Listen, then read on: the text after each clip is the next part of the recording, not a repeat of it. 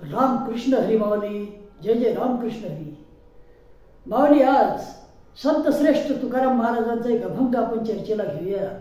अभंग असा आहे पहा. देव ओघे प्रतिपादी वंदी सकळा एका निंदी. देव ओघे प्रतिपादी वंदी सकळा एका निंदी. तेथे ओघे गेले वाया, तेथे ओघे गेले वाया. विष घास एके ठाया, विष घास एके ठाया. सर्वांग कुरवाडी, सर्वांग कुरवाडी. उपटी एक रोमावळी, सर्वांग कुरवाडी. उपटी एक रोमावळी. तुका म्हणे चित्त नाही जयाचे अंकित. तुका म्हणे चित्त नाही जयाचे अंकित. असा हा संत श्रेष्ठ तुकाराम महाराजांचा अभंग आहे. या अभंगामध्ये महाराजांनी असं सांगितलेलं आहे की ज्याचं चित्त हे त्याच्या अजिबातही ताब्यामध्ये नाही. ज्याचं चित्त त्याच्या अंकित नाही, त्याचं जे मन आहे ते थोडंसं सुद्धा त्याच्या कंट्रोलमध्ये नाही, नियंत्रणामध्ये नाही. अशा माणसाची वागणूक कशी असते हे महाराज सांगतात. महाराज काय म्हणतात पहा. देव अवघे प्रतिपादी वंदी सकळा एका निंदी. सांगताना असं सांगतो की सर्वभूती परमेश्वर आहे, सर्व देव आहेत, सर्वांना वंदन सुद्धा करतो, सर्वांना नमस्कार करतो, सर्वांचा आदर करतो. परंतु त्यातल्या एखाद्याची प्रचंड निंदा करतो, त्यातल्या एखाद्याची प्रचंड निंदा करतो. मग आता ज्याची निंदा करतो त्याच्या ठाई देव नाही का? आहेच. म्हणजे एकीकडे सांगायचं की देव अवघे, सर्वभूती परमेश्वर आहे, सर्व देवाची रूप आहे. मग एकाची निंदा करायची हे काही योग्य नाही असं संत तुकोबाराय सांगतात. पुढे महाराज म्हणतात. तेथे ओघे गेले वाया, विष घास एके ठाया. पंचपक्वान्नाचं जेवण वाढलेलं आहे. जेवण कसं? पंचपक्वान्नाचं. मिष्टान्न आहेत, अगदी मसाल्याच्या बनवून केलेल्या भाज्या आहेत, पापड, लोणचं, सर्व रसयुक्त असं जेवण. कोणालाही आवडेल असं जेवण आहे. परंतु त्यामध्ये एक घास असा ठेवलेला आहे की तो काय? विष आहे, विषतुल्य आहे, विषाचा घास आहे. एखादा थेंब त्यामध्ये विष आहे. आता विष आणि अमृत शक्य आहे का एकाच वेळेला? नाही. पंचपक्वान्नाचं जेवण आहे परंतु एक घास मात्र विषाचा दिला, सर्व वाया गेलं ना, सर्व वाया गेलं, काहीच कामाचं नाही. त्याचप्रमाणे सर्वभूती परमेश्वर आहे म्हटलं आणि एखाद्याची निंदा करत बसला. करणी आणि खतनीमध्ये फरक झाला.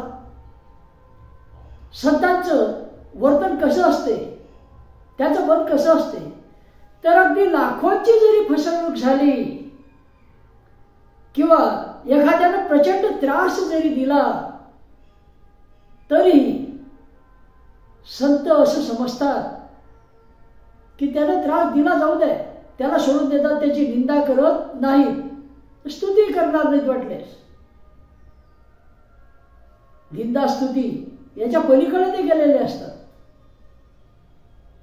आणि एक मात्र ते पाळतात मग अशा व्यक्तीसाठी की त्याच्यापासून अंतर ठेवतात. कारण तुकाराम महाराजांनी एका अभंगामध्ये हे सुद्धा सांगितलेलं आहे. विंच सर्पू नारायण त्याशी वंदावे दुरून. विंचू सर्प नारायण त्याशी वंदावे दुरून. म्हणजे विंचू आणि साप हे सुद्धा नारायणाचीच रूप आहेत, देवाचीच रूप आहेत. परंतु त्यांना अंगावर घ्यायचं का नाही, त्यांच्या जवळ जायचं का नाही, त्यांना दर्शन करायचं त्यांचं, परंतु कुठून? दूरदर्शन, दूरदर्शन. मग एखादा जर असा व्यक्ती असेल की जो आपल्याला पटत नाही, जो त्रास देतो किंवा ज्यानं प्रचंड फसवणूक केलेली आहे, मग याची ते निंदा करत नाहीत, त्याची सुद्धा काय करतात, त्याच्यापासून अंतर राखतात, त्याच्यापासून दूर राहतात, त्याचा संपर्क येऊ नये असा त्यांचा प्रयत्न असतो. संपलं. तेव्हा अशी संतांची वृत्ती असते माऊली. पुढे महाराज म्हणतात, सर्वांग कुरवाळी उपटी एक रोमावळी. पहा, प्रेमानं सर्व अंगावरून हात फिरवायचा, सर्व प्रेमानं करायचं.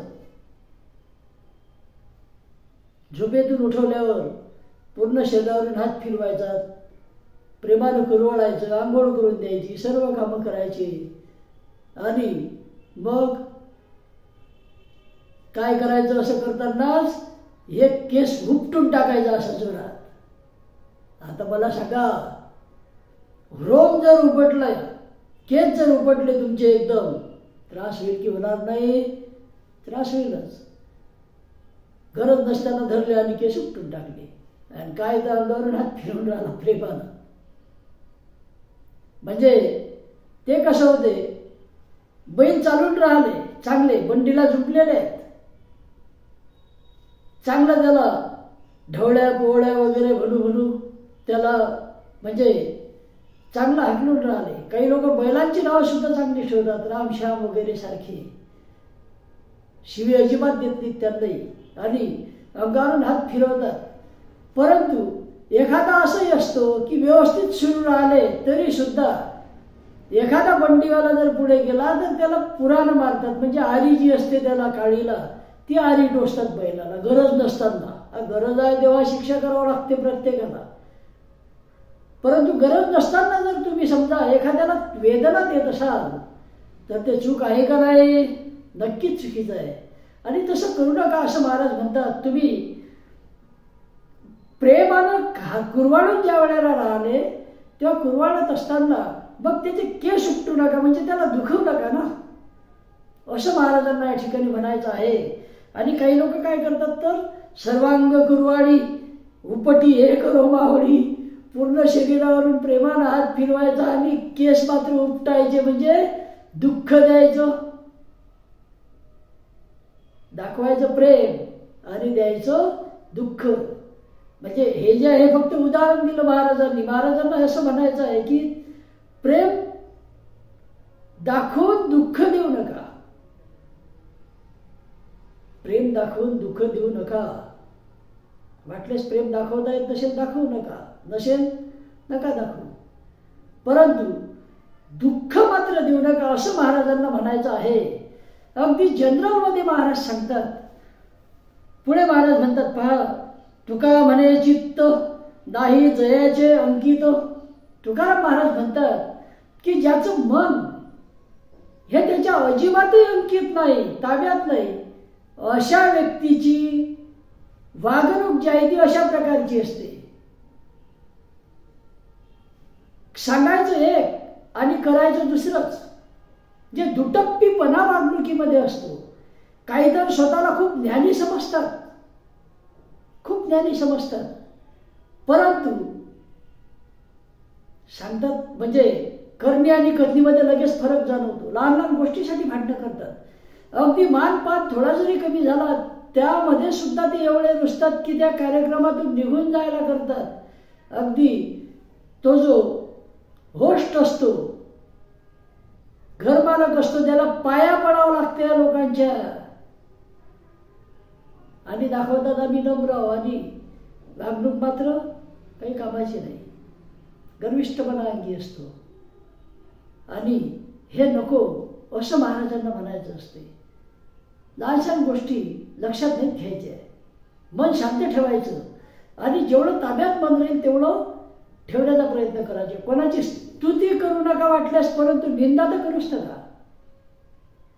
निंदा करायची नाही असं महाराजांना म्हणायचं आहे. आणि आपण जे बोलतो ते आपण आचरणामध्ये आणू शकतो का? निदान 5-10%. आणि जर समजा 5-10% जरी आचरणामध्ये ते आणू शकत नसू तर बोलायचंच कशाला, कशाला आव्हानायचा, हे महाराजांना या ठिकाणी सांगायचं आहे. तेव्हा मन जे आहे ते अंकित ठेवा, मनावर नियंत्रण ठेवण्याचा प्रयत्न करा आणि आपलं वर्तन चांगलं ठेवा, असं महाराजांना या अभंगामधून आपल्याला संदेश द्यायचा आहे. आणि तुकाराम महाराजांना आपण गुरु म्हणतो, जगद्गुरु म्हणतो, याचं कारणच ते आहे माऊली. त्या काळामध्ये तर महाराजांनी शिकवलंच, ध्यान दिलंच, परंतु आज आणि पुढे सुद्धा महाराजांचे अभंग आपल्याला जीवन जगत असताना मार्गदर्शन करत राहतील. मन शांत कसं ठेवावं, कोणत्या परिस्थितीमध्ये कसं वागावं, हे महाराजांच्या शिकवणुकीमधून आपल्याला समजत राहते. तेव्हा आपण ते फक्त ग्रहण करण्याचा प्रयत्न जर केला, निदान 2-4% जरी ग्रहण केलं महाराजांनी सांगितलं, तर आपलं जीवन नक्कीच आपण शांततेनं जगू शकतो. आता काही लोक मला भेटले, ते म्हणाले तुम्ही सायन्स टीचर आहे आणि तुमचे विचार म्हणजे थोडेसे वेगळे आहेतच वेगळे. वैज्ञानिक दृष्टिकोन हा असलाच पाहिजे. विज्ञान ज्यामुळे प्रगती झाली, तुकाराम महाराजांचा दृष्टिकोन सुद्धा वैज्ञानिक दृष्टिकोन होता, अनेक अभंगामधून त्यांनी सांगितलेलं आहे, आणि तो असलाच पाहिजे. आणि जे आपल्या मनाला पटत नाही ते सांगू नये, तसा प्रयत्न केला पाहिजे. महाराजांचे जे विचार आहेत, तुकाराम महाराजांचे, हे शास्त्रीय विचार आहेत माऊली, अंधश्रद्धा त्यामध्ये नाही. आणि त्यामुळेच मी याकडे वळलो, तुकाराम महाराजांचा गाथा वाचायला लागलो. आणि हा वाचत असताना बऱ्याच गोष्टी समजल्या आणि म्हटलं आपल्या स्वतःच्या आनंदासाठी तरी आपण हे अभंग वाचूया आणि त्याचा अर्थ समजून घेण्याचा प्रयत्न करूया. आणि तुमच्यासारखे काही रसिक जन हे पाहतात आणि त्यांच्यासाठी सुद्धा आपण काहीतरी करूया असा विचार आला. जे कानावरून जाते, पटो ना पटो, कोणी निंदा कोणी वंदा, आम्हा हा एकच धंदा.